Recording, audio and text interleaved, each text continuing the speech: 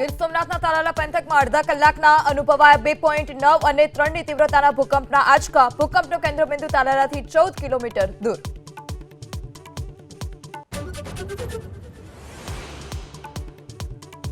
પાટણમાં અંબાજી નેડિયા વિસ્તારમાં વરસાદી પાણી ભરાવાની સમસ્યા મુદ્દે આક્રોશ. 200થી વધારે મહિલાઓએ પાલિકાનો કર્યો ઘેરાવ.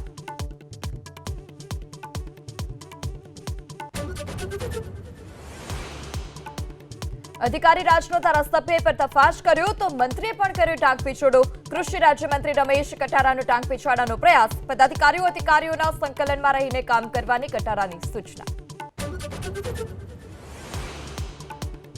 ડિજિટલ અરેસ્ટ બાદ ખેડૂતની આત્મહત્યાનો આરોપ. વડોદરાના ડભોઈમાં ખાતામાં 40 કરોડના ફ્રોડ થયાનું કહી ડિજિટલ અરેસ્ટનો પરિવારનો આરોપ.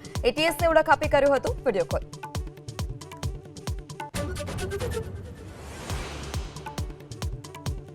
અરવલ્લીમાં યુરિયા ખાતરની અછત ખરીદ વેચાણ સંઘ પર લાંબી કતારો જોવા મળી. ખેડૂતો સવારના કતારમાં લાગ્યા. કચ્છના રાપરમાં પણ આ જ સ્થિતિ.